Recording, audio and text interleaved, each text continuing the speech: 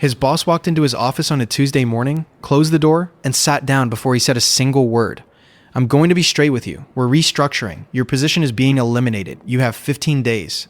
John had worked at the firm for 9 years as a financial advisor in Chicago, the kind of city where this exact sentence gets said in some office every single quarter, because the math always points the same direction. Cut costs, reduce headcount, nothing personal. Thank you for your service, his boss said, but your service is no longer required.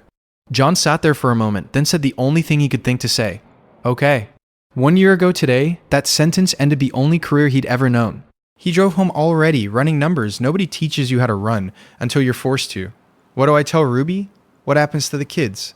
How many months of savings will actually carry us through this? He had 2 kids, Sarah, 7, Noah, 9, and Ruby, his wife, who worked at a call center from 8 a.m. to 4 p.m., already exhausted most evenings before she even walked through the door. He told her that night. She didn't cry. She just asked quietly, what's the plan?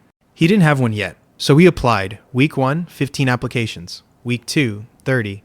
Week 4, 55.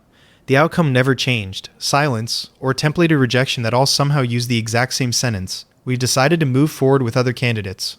By the 3rd week, he started avoiding the grocery store near his old office, because running into anyone who might ask, so where are you working now, had become something his stomach reacted to before his brain even caught up. He lay awake doing the math on autopilot. Mortgage, insurance, Sarah's dance lessons, which he quietly decided he'd cut before he ever worked up the nerve to tell Ruby he was even considering it. Then an old colleague said something almost in passing, the kind of comment people make and forget 5 minutes later. John couldn't stop replaying it for days. You've spent 9 years telling other people how to manage their money for free, basically. Why not actually build something with that? That sentence lodged itself somewhere he couldn't shake it loose from. He started watching videos late at night, free courses, anything about building something of his own. He started talking it through with Claude, laying out his exact skills, his exact background, asking what this could actually look like for someone like him specifically. 9 years of real financial advisory experience, and nothing else right now. The plan that came out of those conversations was almost stupidly simple. Give financial advice publicly every single day, no excuses. Plan the night before with Claude so morning execution required zero thinking, zero hesitation. He built the whole thing around the only hours he actually had. Mornings, he dropped Sarah and Noah at school in his 2017 Volkswagen Golf, then dropped Ruby at work. From 8:30 a.m. to 2:30 p.m., the house was entirely his. At night, after the kids were down, the dishes were done, and the laundry was folded so Ruby wouldn't have to face it after her own 10-hour shift, he had 1 more hour, 9 to 10 p.m., to sit with Claude and script the next day, word for word, so nothing was left to chance once morning came. Then in that morning block, he filmed. Scrapped drafts that weren't working, edited as well as he could on software he taught himself in a single weekend. Cut the same footage into clips for Instagram, TikTok, YouTube Shorts, keeping one longer version for YouTube itself. After the first full week, his accumulated views across every platform combined didn't reach 20. 20 views for an entire week of work. He sat with that number longer than he wanted to admit. He almost stopped right there. But comments started trickling in. People saying his advice had actually helped them, actually changed something small in how they handled their own money. Each week after that showed slightly more movement than the last, small enough that he had to track it just to notice it was happening at all. His old colleagues found his page eventually. They weren't kind about it. Comments calling him a loser, mocking him for playing influencer after 9 years as a real advisor. One former coworker wrote that he should be embarrassed, posting like a teenager at his age. He left them all unanswered because he understood something most people never let themselves believe. If people are mocking you, you're probably doing something different enough to matter.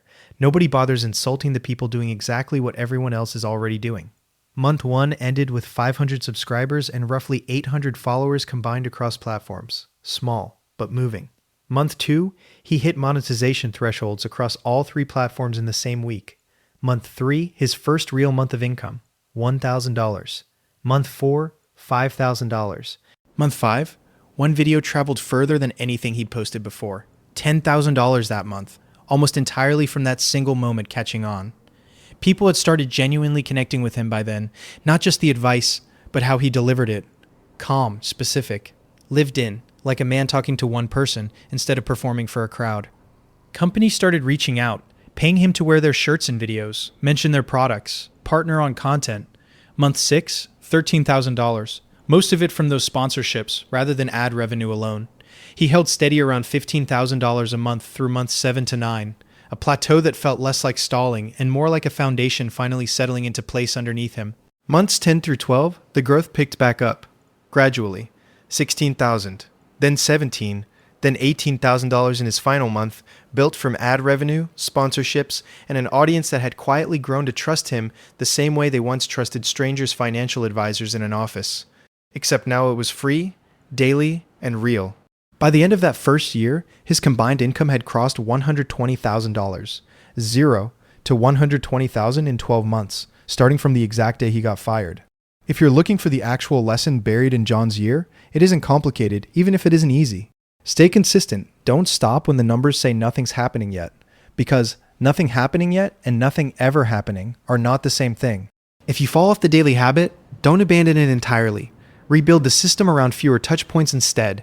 Film 3 days a month if that's what it takes, schedule everything in advance, and let consistency live inside the calendar instead of depending on motivation showing up every single morning, because motivation was the least reliable thing he ever tried to build a business on. And stay real while you do it. People don't just watch you.